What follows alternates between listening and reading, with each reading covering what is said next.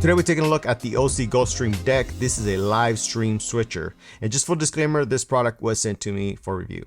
So as we see here, this is the actual device. It also has the software built in. And if you look here, this is 4 HDMIs. This is the input cameras. And then these are 2 outs, meaning one is for the multi-view. As you see here, you can see all the camera angles, the settings, the audio meters, all that preview and program. The next HDMI out is for this over here. This is just the live camera. That way you can see what's live, and it's good to have 2 monitors when you're live streaming. That way you can quickly see what you're doing. So I highly recommend that. USB 1 is to connect to the computer. That way the computer can read the switcher. USB 2 is if you have a USB-C webcam, you can also do that. So it actually gives you the ability to do a 5th camera. Either that, the webcam, or you can select an NDI. You see the Ethernet port, that's for an NDI camera. You can't do both cameras. Either you select the NDI or the USB 2 webcam. So something to note there. This is the power cord that it comes with to power up the switcher. It has 2 mic inputs, 3.5 mil, and also a headphones to monitor the audio. And then this is how you switch from camera angle to camera angle.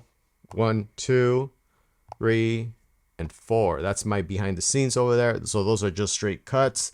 If you wanted to do transitional effects, you see here, it says mix, it's lit up. That's the cross dissolve.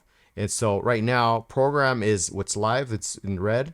Preview, it's what's coming next. So if I wanted to do a cross dissolve, I select auto, and it'll switch to the behind the scenes camera. That's camera number 4 over there. I can also affect the transition effect through this lever, and I can select the speed. Otherwise, you go into the menus, and in there you can change the duration of those transitions to half a second, 1 second, I believe to up to 4 seconds. Right now I have it set to 1 second, I believe. So you can do that. There's also wipe and dips and all that. Most of the time when I'm cutting live, it's just straight cuts. So I see myself just using the 1, 2, 3, 4 top layer to switch camera angles, but sometimes I use the cross dissolve. You can also load on graphics and videos and playback videos actually through the live stream. You do it all that through the SD card. It's a slot back here. Let me pop it out. So you go into the folders, you load up the photos, graphics, videos onto this SD card. Also, if you hit the record here, this button right here, it starts recording the live stream to the SD card. You can do 3 different settings, low, medium, and high. I recommend that you select high if you're recording the live stream onto the SD card. It's very simple. You know, hit record, and then you're ready to go. The audio inputs, there's mic 1, mic 2. Obviously, like I talked about, there's 1 and 2. You can bring in the audio from a mixer, let's say, or you can get the audio from each internal camera. If I select 1 in 1, that's the first camera, it says it's on, because most of the time I'm bringing audio from the main camera because I want the audio to sync perfectly with the video. If you're bringing the audio externally from, let's say, the mic 1 or mic 2, it might not sync up perfectly. So, you know, there's no way to change the delay to perfectly match the audio with the video with the software that's built in here. So I like to just bring in the audio from the main camera and do it that way, so I don't have any issues. So if you have a mixer, plug it in to the main camera. And AFB means auto follow video, which I almost never use. And you can see internal 1, 2, internal 2 is turned off, only 1 is on right now, and that corresponds with what we see here on the settings. Only the interior, what do you call it, the input 1, not interior, the input 1 is you see the audio meters, and you can turn up or turn down the volume with this knob here, right?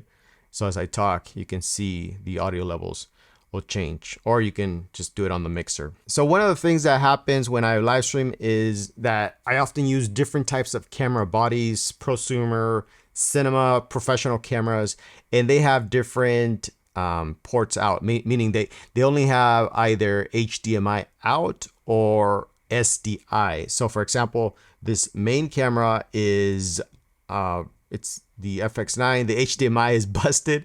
So I had to use a converter that converts the signal from SDI to HDMI, and then I bring it into my switcher.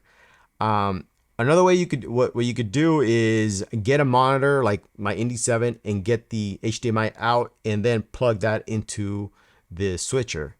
Another way you can do it is to use something like this, a March 400S Pro. It transmits the signal wirelessly and it can also convert it, right? So from my Komodo over there, that only has SDI out, and I have the March 400S connected. It's running the signal and converting it to HDMI so I can bring it in, which is great. You also don't have to run wire. I often do this instead of running wire because I don't have time, or maybe it's dangerous to run a long wire. So there's different reasons to use these things. I really like having wireless transmitters. It sometimes saves me a lot of time, and it's just easier. So right. Also, this monitor over here, this is the Flanders. It only has SDI inputs.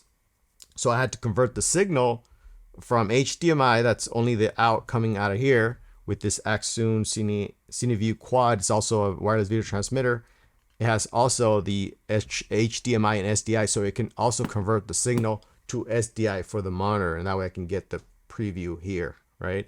So it's really helpful to have these if you are doing live streaming. So I would highly recommend that. One of the things I've noticed is that whenever you're shooting a flat profile, a film profile, S-Log on your cameras, the output on the actual live stream looks a little bit more desaturated from what you actually see on the camera. And that happens, I don't know why. It might be something to do with the software or the program you're using on the computer. I'm not sure. My way around it is to set the cameras to video mode or Rec 709. That way it doesn't lose a lot of the saturation that you see on the output. So another thing you can do is maybe do the output from a monitor and have a really heavy LUT, and that way when you outputs, it looks normal. So that's something I've noticed from other devices as well. Capture cards and switchers, it tends to desaturate the image a little bit. I don't know if you can tell the difference here. Let me switch to the first camera, and this is just through a Zoom call. You probably can't notice, but let me turn up the brightness level. You see maybe the color's a little bit more desaturated on the actual output on the live stream. So one thing to note there, again, I don't know if that's specific to this one, but I'd say I've seen it in other switchers. Another thing that you can do with this switcher is set the picture-in-picture mode. Here, there's macros that have been preloaded. I also made one myself. And if I do here, memory 1, it sets the picture-in-picture mode as you see right there, right? I'd say that, you really have to know the switcher itself in order to set those just how you want them. I just found that I have to remember them. So it's one of the quirks that not a really fan of. I don't really use picture-in-picture mode, but if you're into that, then you kind of have to dig through the menus and learn the switcher itself, because it's not very simple to set it up, I would say, or at least you have to remember it. If you get used to it, I'm pretty sure it becomes simple. I just find that it just takes a little bit of practice to get it just right. Other things that I don't really use from the switcher is the chroma keying. That's green screen. I mean, I've never actually been asked to do it, or I'm actually not like a fan of green screen for the most part. I like to use the natural environment, but you could do that with the switcher.